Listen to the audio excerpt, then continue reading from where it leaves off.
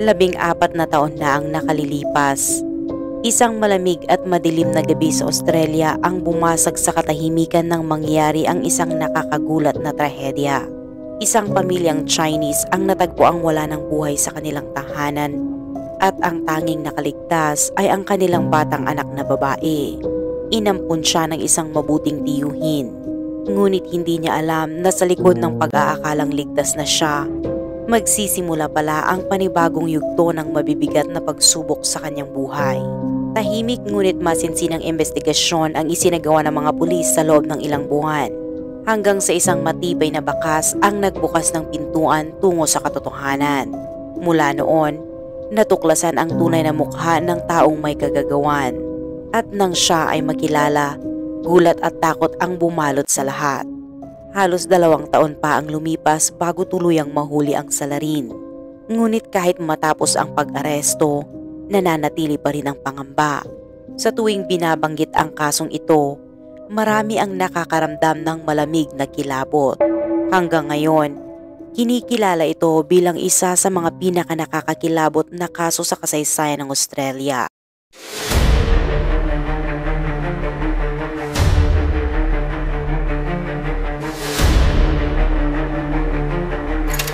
Bago ang taong 1989, nanirahan ang pamilya ni Minlin sa Guangzhou, China.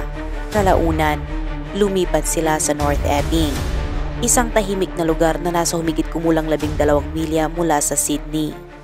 Doon, nagbukas sila ng maliit na grocery store at nagsimulang matutong magpatakbo ng negosyo. Pagsapit ng 1994, isinilang ang kanilang panganay na anak na si Brenda. Sinundan ng 2 anak na lalaki na sina Henry at Terry. Habang unti-unting nasasanay ang pamilya sa bagong buhay sa Australia, ipinadama ni Minlin ang kanyang pagmamahal at pag-aaruga sa kanyang mga magulang. Noong taong 2000, binilhan niya ang mga ito ng apartment sa Marshfield, na halos 30 minutong biyahe mula sa kanilang tahanan. At kahit hindi sila magkasama sa iisang bubong, sinisiguro ni Minlin na laging may oras siya para sa kanyang pamilya. Bawat Biyernes ng gabi, nagtitipon sila para sa hapunan at madalas din silang magkasamang nagbabakasyon. Noong taong 2001, sinuportahan ni Minlin ang kanyang kapatid na si Kathy at ang asawa nitong si Robert Shea upang makapunta rin sa Australia. Una nilang sinubukang magtayo ng Chinese restaurant sa Marylands, ngunit matapos ang 3 taon, ito'y nagsara at lumipat sila sa Sydney. Nakahanap ng maayos na trabaho si Kathy habang si Robert ay nananatiling walang trabaho. Pagsapit ng taong 2002, matapos ibenta ang grocery store, nagbukas si Minlin ng isang news agency sa North Epping. Dahil sa sipag at dedikasyon, naging matagumpay ito na umabot sa higit $1 milyong ang kita kada taon. Sa panahong iyon, madalas pa ring bumisita ang pamilya ni Minlin sa kanyang mga magulang at kapatid. Maligaya ang kanilang samahan at halata ang malalim na pagmamahala ng bawat isa. Hanggang sa sumapit ang taong 2009. Isang karaniwang Biyernes ng gabi, muli silang nagtipon para sa isang hapunan. Ilang miyembro ng pamilya ang wala. Ang asawa ni Minlin na si Lily at ang kanilang panganay na si Brenda ay hindi nakadalo dahil sa personal na dahilan. Gayunpaman, nanatiling masaya at mainit ang samahan. Ngunit dakong 9:00 ng gabi, kinailangan ng umalis ng pamilya upang maghanda para sa mga ihahatid na pahayagan kinabukasan. Kinabukasan, 18 ng Hulyo taong 2009, isang bagay ang agad na napansin ng mga residente sa North Epping. Ang news agency ni Minlin, na karaniwang nagbubukas ng 6:00 ng umaga, ay nananatiling nakasara hanggang 9:00. Walang senyales ng anumang aktibidad sa loob ng negosyo. Marami sa mga residente ang hindi nakatanggap ng kanilang pahayagan at nagsimulang magreklamo. Ang ilan ay nagpunta pa mismo sa tindahan at kahit tumawag sila sa may-ari ay wala pa ring sumasagot. Isang dating empleyado ng news agency ang nakaramdam na may mali. Agad niyang tinawagan si Kathy, ang kapatid ni Minlin, upang ipaalam ang sitwasyon. Kaagad na nagtungo si Kathy at ang kanyang asawa na si Robert Shea sa bahay ng pamilya. 2 palapag ang tahanan ng mga Lin. Sa ibabang palapag, naroon ang garahe, kusina at sala. Sa itaas naman, sa kanan, matatagpuan ang kwarto ni Minlin at Lily. Sa kaliwa, naroon ang mga kwarto ni Henry at Terry. Katabi nito ang kwarto ni Irene, hipag ni Minlin na kapatid ni Lily, at sa pinakadulo ang kwarto ng kanilang panganay na si Brenda. Pagdating ni Kathy at Robert, paulit-ulit silang kumatok ngunit walang sumasagot. Nakita nilang hindi nakalak ang pinto kaya't pumasok sila. Tahimik ang buong bahay. Tila kakaiba ang katahimikan. Wala silang nadatnan sa ibabang palapag kaya't umakyat sila sa itaas. Bahagyang nakabukas ang pinto ng kwarto ni Minlin. Madilim ang loob dahil sarado ang mga kurtina.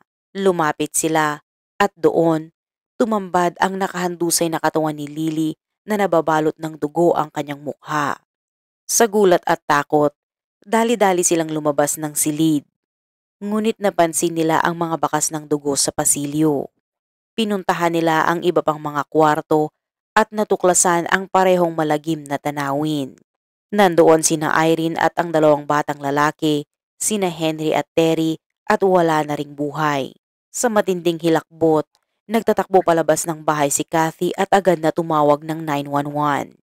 Mabilis na dumating ang mga pulis at ambulansya.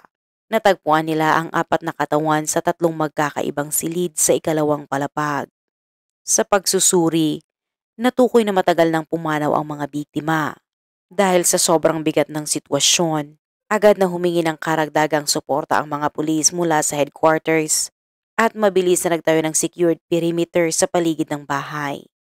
Habang patuloy ang pagdating ng mga ambulansya at mga investigador, dumating ang pinakamalupit na balita para sa mga magulang ni Minlin.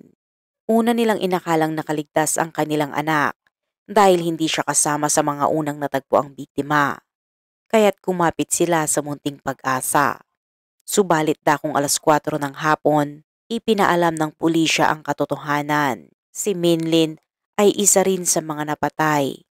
Natagpuan ang kanyang katawan sa master bedroom, nakatago sa ilalim ng mga kumot kaya't hindi ito agad nadiskubre. Ang balitang ito ay tuluyang nagwasak sa kanilang puso. Sa pagsisiyasat, natagpuan ng mga investigador ang nakakakilabot na eksena.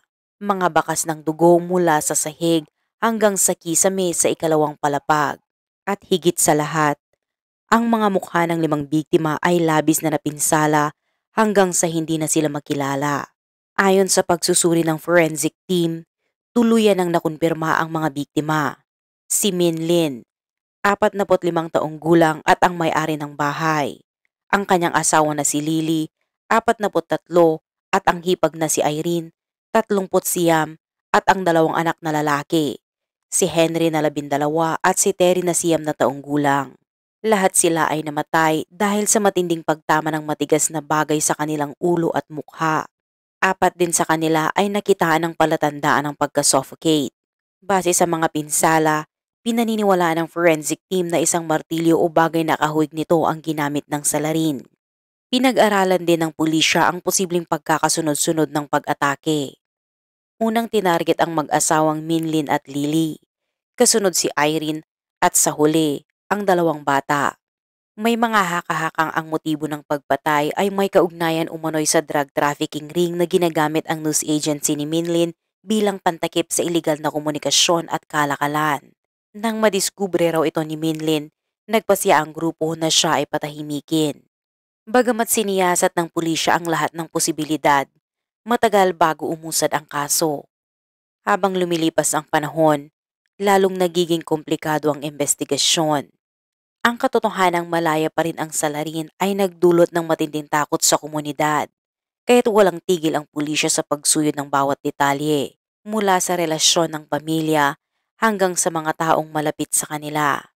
Ngunit sa kabila nito, tila walang malinaw na progreso, hanggang sa isang mahalagang clue ang lumitaw.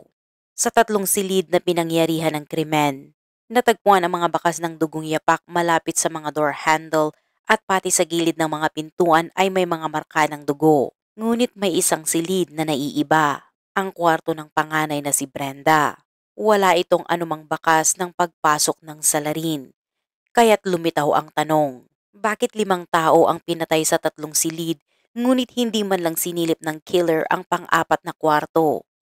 Ang pinakamakatuwirang sagot, alam ng salarin na walang tao roon. At kung alam niya iyon, malinaw na pamilyar siya sa pamilya Lin. Sa puntong ito, nagsimulang lumipat ang hinala ng pulisya kay Robert Xie, ang bayaw ng biktima at asawa ni Kathy. Noong araw ng krimen, una silang tinanong ng mga pulis dahil sila ang nakadiskubre ng mga katawan. Ayon kay Kathy, kinaumagahan, nagtataka siya kung bakit sarado pa rin ang news agency ng kanyang kapatid. Kaya't inutusan niya ang kanyang asawang si Robert na samahan siyang mag-check. Ikinuwento niya na nang pumasok siya sa kwarto ng kanyang kapatid, madilim ang paligid at agad niyang naramdaman ang kakaibang kaba. Bigla raw siyang niyakap ni Robert mula sa kanyang likuran at binalaan siya na huwag tumingin sa kama. Ngunit dala ng kanyang pagtataka, napatingala siya at doon niya nakita si Lily kasama ang mga bakas ng dugo na kumalat sa dingding.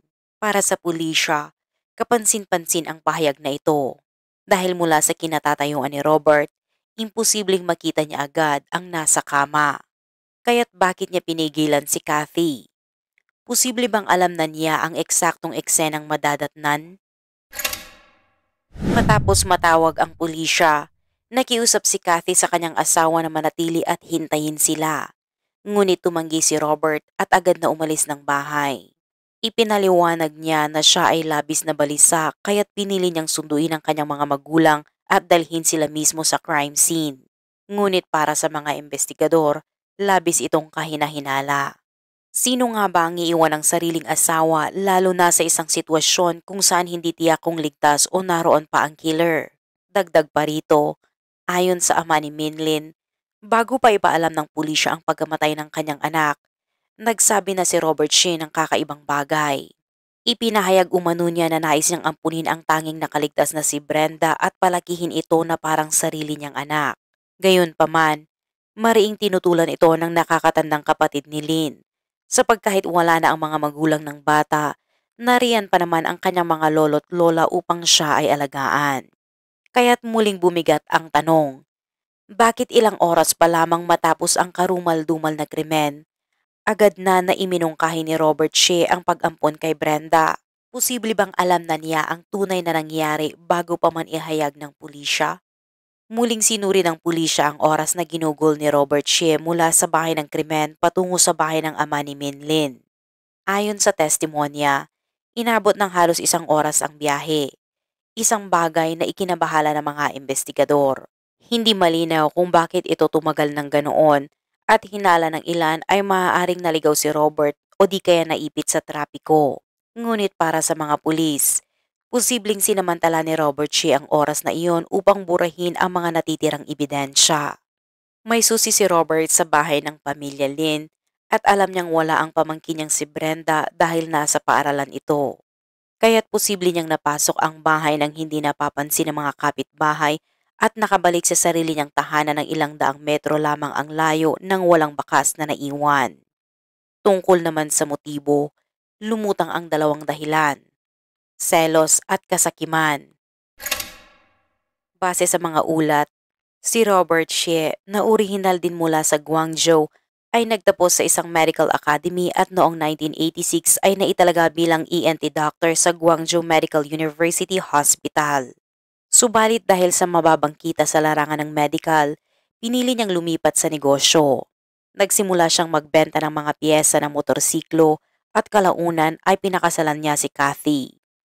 Pagdating nila sa Australia, sa tulong ni Minlin, nagbago ang takbo ng kanilang buhay. Ngunit hindi ito naging madali para kay Robert. Nawalan siya ng trabaho at kalaunan ay namuhunan sa stock market. Malaking halaga ang kanyang ipinuhunan, ngunit walang malinaw na tubo. Sa kanyang mga pagbisita pabalik sa Guangzhou, nakita niyang maayos ang buhay ng mga dating kasamahan sa hospital. Marami ang napromote at umasenso habang siya, sa kabilang banda ay lugmok at nawala ng impluwensya sa loob ng sariling pamilya. Samantala, kapansin-pansin ang patuloy na pag-usbong ng tagumpay ni Minlin. Mula sa grocery store hanggang sa matagumpay na news agency na kumikita ng milyon kada taon. Ayon sa pulisya, dito nagsimulang umusbong ang matinding inggit at kasakiman ni Robert Shea. Pinaniniwala ang nais niyang kontrolin ang mga ari-arian ng pamilya Lin. May mga espekulasyong sadyang pinili niya ang oras kung kailan wala sa bahay ang panganay na si Brenda upang masiguro na siya lamang ang magiging tanging tagapagmana. Sa ganitong paraan, maaari niya itong gamitin upang maangkin at kontrolin ang yaman ng pamilya. Nang tanungin ng mga pulis, iginiit ni Robert na noong gabi ng krimen, matapos ang hapunan ng pamilya, umuwi siya upang manood ng telebisyon at maligo. Ayon sa kanya, hindi siya umalis ng kwarto buong gabi. Nagsilbi si Kathy bilang kanyang alibay. Sinabi niyang mababaw ang kanyang tulog at kahit ang pagbangon lamang ng asawa para magbanyo ay agad siyang nagigising. Kaya't kumbinsido siyang hindi umalis ng bahay si Robert ng gabing iyon. Ngunit hindi naniniwala ang mga pulis. Paulit-ulit na nagbabago ang mga pahayag ni Kathy. Sinabi niyang ang kanyang kahinaan sa Ingles ang dahilan ng maling pagkakabigkas. Sa ilang pagkakataon, binanggit pa niyang nakita na niya ang katawan ni Lily at ang dugo sa kama bago pumantakpan ni Robert ang kanyang mga mata at sabihan siya nito na huwag siyang tumingin. Dahil sa paulit-ulit na pagbabago ng kanyang salaysay, lalo lamang nahirapan ng pulisya na matukoy ang malinaw na konklusyon tungkol sa mga kilos ni Robert Shea. Sa huli, nagtagumpay si Robert at Kathy na ampunin ang kanilang pamangkin na si Brenda na nooy 15 taong gulang pa lamang. Kasama pa rin nilang naninirahan ang mga magulang ni Minlin na kalaunan ay lumipat din sa kanilang tahanan. Palihim na naglagay ng mga surveillance camera ang pulisya sa bahay upang mamonitor ang mga kilos ni Robert Shea. Makalipas ang ilang buwan, lalong uminit ang tensyon sa pagitan ni Robert at ng mga magulang ni Minlin. Nagkaroon ng alitan kaugnay ng hatian sa mana at kung sino dapat ang mag-alaga kay Brenda. Dahilan upang mapilitang lumipat ng tirahan ang mga magulang ni Minlin na siya ring mga biyanan ni Robert. Sa kabila ng lahat ng ito, noong panahong iyon ay wala pa ring nagtuturo ng hinala laban kay Robert. Ngunit noong ika-23 ng Pebrero taong 2010, muling isinailalim sa masusing pagtatanong si Kathy. Sa pagkakataong ito, napansin ng mga investigador ang hindi pagkakatugma ng kanyang mga pahayag. Una niyang sinabi na siya ay isang mababaw na natutulog at tiyak niya na hindi umalis ng bahay si Robert noong gabing nangyari ang krimen. Ngunit sa surveillance footage na nakuha ng pulisya, malinaw na nakitang tinuturuan ni Robert ang kanyang asawa kung paano sasagot sa mga tanong ng mga pulis. At nang diretsong tanungin si Kathy kung umalis ba ng bahay si Robert, simple lamang umano ang isinagot niya. Paano raw niya malalaman kung lumabas ito gayong ni hindi nga niya matandaan kung bumangon ba ito upang magbanyo. Ang pahayag na ito ay tahasang sumalungat sa dati niyang sinabi. Dahilan upang maniwala ang mga pulis na hindi maituturing na matibay na ebidensya ang alibay ni Robert Shea. Makalipas ang ilang buwan, noong ika-6 ng Mayo taong 2010, isang mahalagang detalye ang lumitaw. Sa pagbabalik tanaw sa mga family photo, napansin ng pulisya na madalas magsuot si Robert ng Asics brand na sapatos. Kaagad nilang ikinumpara ang mga bakas ng sapatos na natagpuan sa crime scene sa sukat ni Robert. Ang sapatos niya ay size 9.5, eksakto sa iniimbestigahan ng mga forensic experts. Ngunit huli na ang lahat. Natuklasan ng pulisya na sinira ni Robert ang kahon ng kanyang Asics sneakers. Pinutol-putol niya ito at ibinabad pa sa inidoro. At ang lahat ng ito ay malinaw na naitala ng surveillance camera.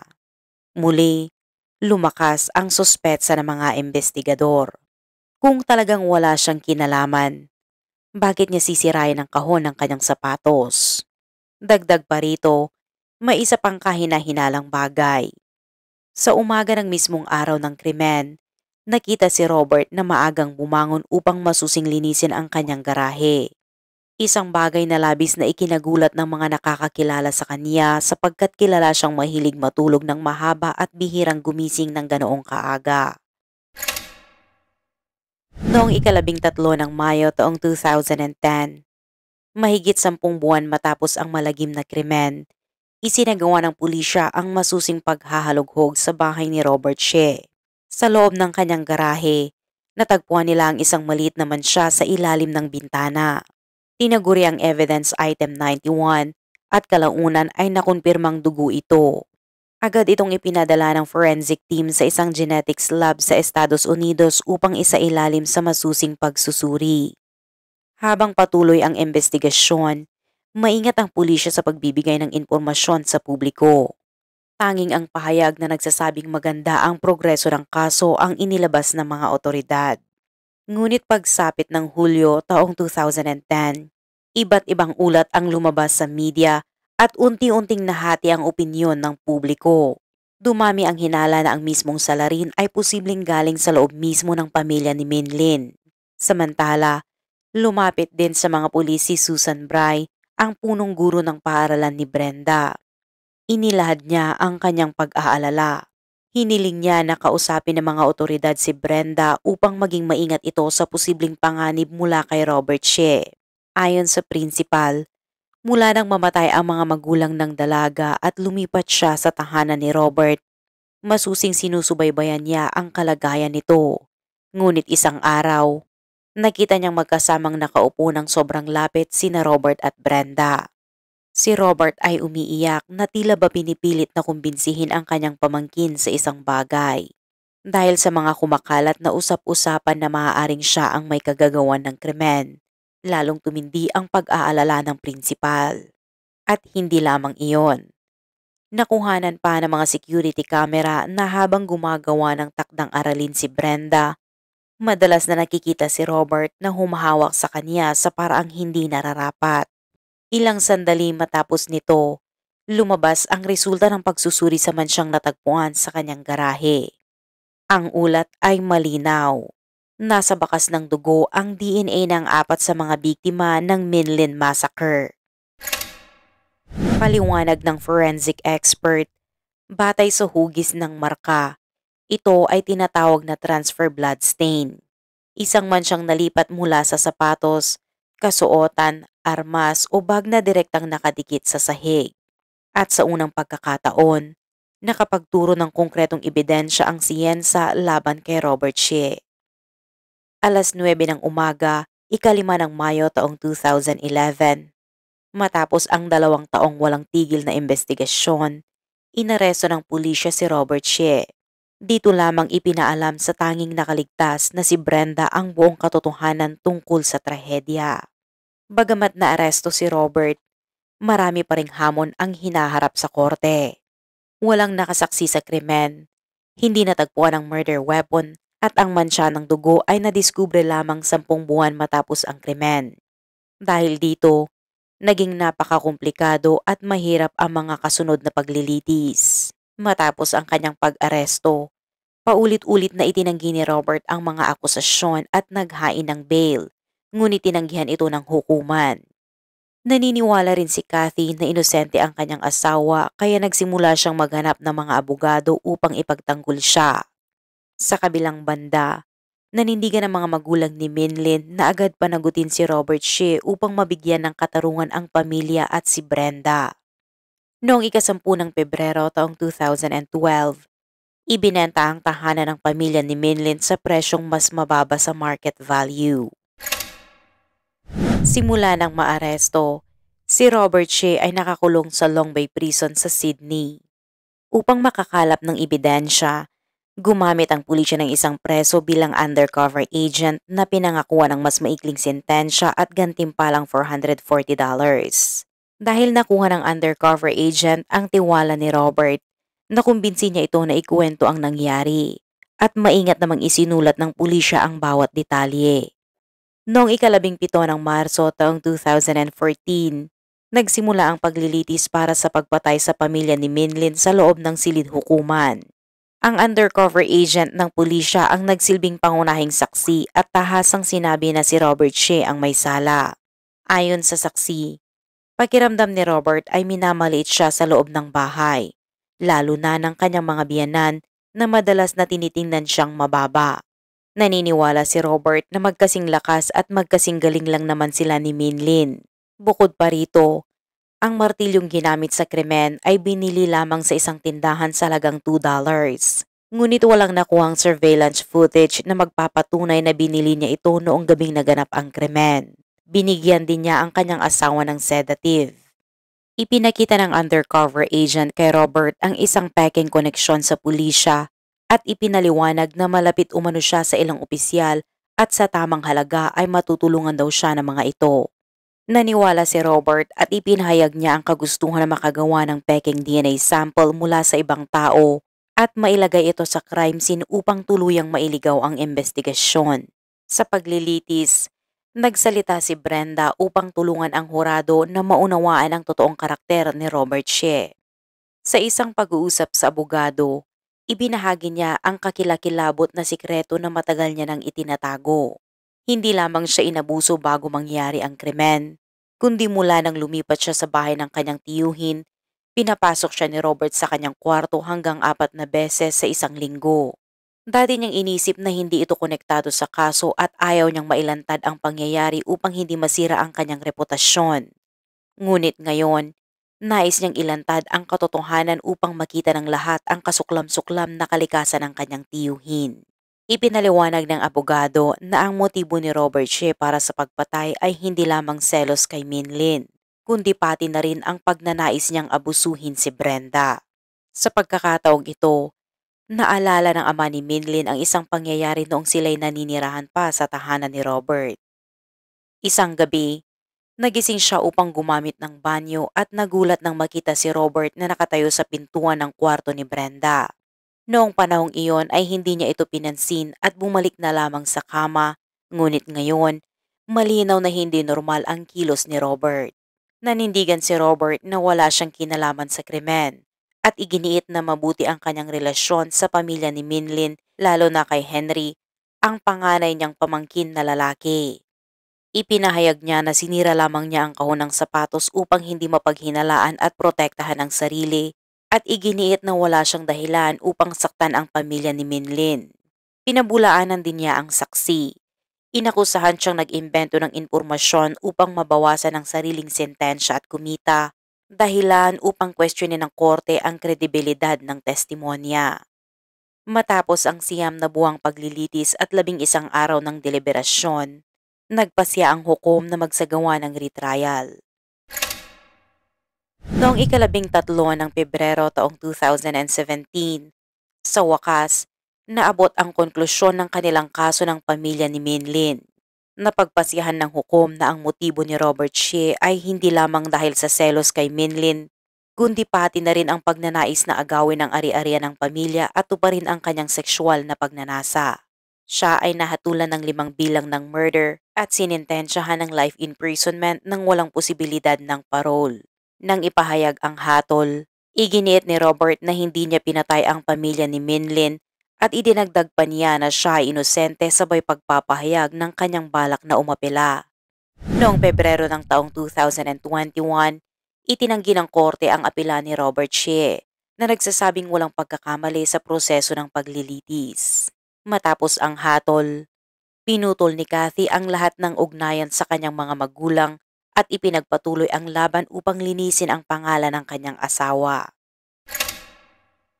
Ngayon, si Brenda, ang kanilang pamangkin, ang tanging pinagmula ng pag-asa at emosyonal na suporta para sa mga lolo at lola. Sa tulong ng mga kaibigan at guro, unti-unting nalampasan ni Brenda ang kanyang trauma at nagsimulang buuin ang mas maayos na buhay. Sa kasalukuyan, nasa 30s na si Brenda at muling lumitaw sa media upang ibahagi ang kanyang masakit na karanasan. Kasalukuyan siyang nag-aaral ng PhD sa Criminology sa University of Sydney at nagsisilbing tagapagtanggol ng mga biktima ng sexual na pang-aabuso sa Australia. Ito ang kabuuan ng kaso ng pamilya Lin. Mula sa trahedyang ito, makakakuha tayo ng mahalagang aral. Ang kaligtasan at proteksyon ng pamilya ay napakahalaga kahit sa gitna ng trahedya, at ang katotohanan at hustisya ay laging mananaig. Ang kwento rin ni Brenda ay paalala sa atin ng tibay ng loob at lakas ng isang biktima na muling bumangon at lumaban. Ano ang iyong saloobin sa kasong ito? Ibahagi ang inyong mga komento sa ibaba. Kung nagustuhan ninyo ang video, huwag kalimutang i-like, i-share at mag-subscribe sa aming YouTube channel upang lagi kayong updated sa mga bagong episode at kwento. Ang inyong suporta ay malaking tulong upang maipagpatuloy namin ang pagbabahagi ng mga kwento ng katotohanan at hustisya. Maraming salamat muli sa panonood at samahan ninyo kami sa susunod na video para sa iba pang kwento ng totoong krimen.